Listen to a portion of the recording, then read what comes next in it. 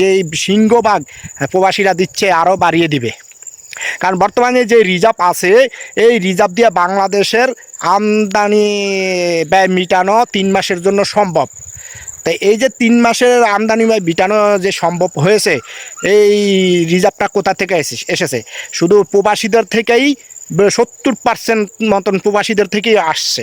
তাহলে সিংহভাগ যদি প্রবাসীরাই দেয়, তাহলে প্রবাসীদের জন্য আপনারা কেন কাজ করবেন না? তা আমাদের সকল প্রবাসীর একটাই দাবি, আমাদের পাসপোর্টের যে জটিলতা আছে এটাও শেষ করে দেন, এবং অন্য যত জটিলতা আছে এগুলো একটু আস্তে আস্তে ক্লিয়ার। আসসালামু আলাইকুম রহমতুল্লাহ। প্রিয় বন্ধুগণ, আপনাদের সামনে ছোট্ট একটা ভিডিও নিয়ে হাজির হলাম। ভিডিওটা হলো বাংলাদেশ রিজার্ভে প্রবাসীরা যে ভূমিকা পালন করে তার উপরে কিছু আলোচনা আপনাদের সামনে করব। বর্তমান বাংলাদেশের রিজার্ভের যে পরিস্থিতি, $26 বিলিয়ন রিজার্ভ হয়েছে, তার ভিতরে সিংহভাগই কিন্তু প্রবাসীদের অবদান।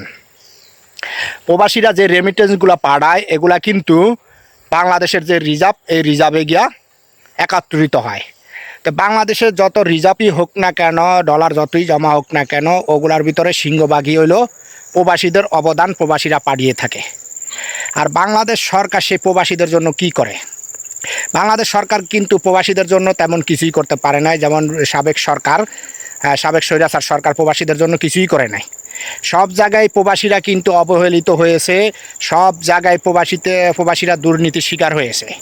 এই আমি মালয়েশিয়াতে আছি, এই মালয়েশিয়াতে আসতে সরকারি খরচ মাত্র 1 থেকে 1.5 লাখ টাকা হওয়ার কথা, সেখানে 7 লাখ টাকা পর্যন্ত চলিয়া গেছে। 7 লাখ টাকা পর্যন্ত লাগে মালয়েশিয়াতে আসতে। তারপরে যে পাসপোর্টের যে বিষয়টা আছে, এই পাসপোর্ট দেখেন, একটা পাসপোর্ট আমরা করতে দিলে 6 মাসের আগে পাই না। বাংলাদেশ থেকে যদি মালয়েশিয়াতে একটা পাসপোর্ট আসে 6 মাস লাগে, তাহলে একজন প্রবাসী কী করে বাংলাদেশের রেমিটেন্সে অবদান রাখবে? আমার ভিসা শেষ হয়ে যাচ্ছে, কিন্তু আমি পাসপোর্টের জন্য অবৈধ হয়ে যাচ্ছি, ভিসা লাগাতে পারছি না। আমাদের বাংলাদেশের পাশে যে মায়ানমার, ছোট্ট একটু দেশ বা বড় দেশ বলেন, যেই দেশে বর্তমানে যুদ্ধ চলতে আছে, তারাও এখন পাসপোর্ট করতে দিলে 2-3 দিনের ভিতরে পাসপোর্ট পেয়ে যায়। ভারতালারা 2-1 ঘন্টার ভিতরে পেয়ে যায়, বা 2-3 দিনের ভিতরে পেয়ে যায়। ইন্দোনেশিয়ালারা 2 ঘন্টার ভিতরে পেয়ে যায়। কারণটা কি জানেন? তারা পাসপোর্টটা পেয়ে যায়, তাদের পাসপোর্টটা এখানেই তাদের হাই কমিশনে ছাপা হয়। আর আমাদের বাংলাদেশের হাই কমিশন এমন একটা হাই কমিশন যেখানে দুর্নীতি ছাড়া আর অন্য কোনো কিছু নাই। যেমন গেলে কোনো ইয়া তো পাওয়াই যায় না, সেবা তো তেমন একটা পাওয়াই যায় না। বিগত সরকারের আমলে সেবা কোনো পাওয়া যায় না, দালাল ধরতে হয়েছে সবসময়। আর দালালরা তো জানেন কি করতেই পারে। তো বাংলাদেশে যদি একজন নাগরিক যদি একটা পাসপোর্ট পাইতে 6 মাস সময় লাগে, তো ওই নাগরিকটা কি করে আপনার রেমিটেন্স বৈধ পথে পাঠানোর হবে, মন মানসিকতা সৃষ্টি হবে যে আমি বৈধ পথে পাঠাবো?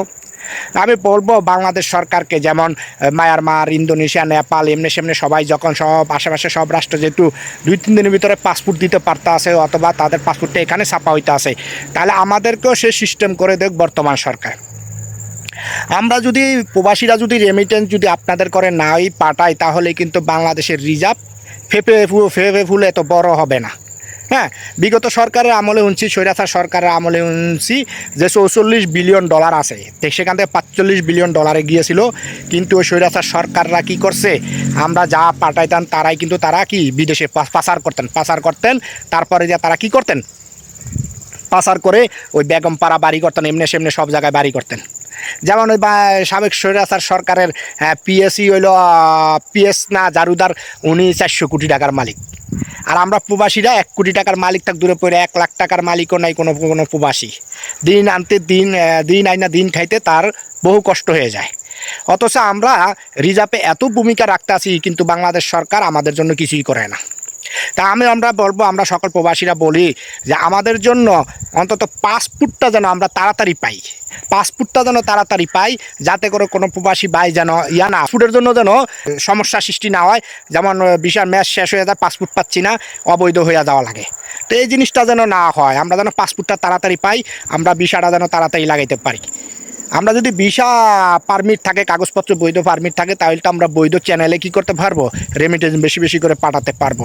তো বাংলাদেশ বর্তমান সরকারকে আমরা বলবো, প্রবাসীদের দিকে একটু খেয়াল করেন, প্রবাসীদের কোন জায়গায় কোন সমস্যাটা আছে সব দিকে একটু খেয়াল করে সমাধান করেন। তাহলে আপনার যেই রিজার্ভের ভিতরে যেই সিংহভাগ প্রবাসীরা দিচ্ছে আরও বাড়িয়ে দিবে। কারণ বর্তমানে যে রিজার্ভ আছে এই রিজার্ভ দিয়ে বাংলাদেশের আমদানি ব্যয় মেটানো 3 মাসের জন্য সম্ভব। তাই এই যে 3 মাসের আমদানি ব্যয় মেটানো যে সম্ভব হয়েছে, এই রিজার্ভটা কোথা থেকে এসেছে? শুধু প্রবাসীদের থেকেই 70% মতন প্রবাসীদের থেকেই আসছে। তাহলে সিংহভাগ যদি প্রবাসীরাই দেয়, তাহলে প্রবাসীদের জন্য আপনারা কেন কাজ করবেন না? তা আমাদের সকল প্রবাসীর একটাই দাবি, আমাদের পাসপোর্টের যে জটিলতা আছে এটাও শেষ করে দেন, এবং অন্য যত জটিলতা আছে এগুলো একটু আস্তে আস্তে ক্লিয়ার করে দেন। ভিডিওটা এই পর্যন্তই, ভালো লাগলে শেয়ার করে দিবেন।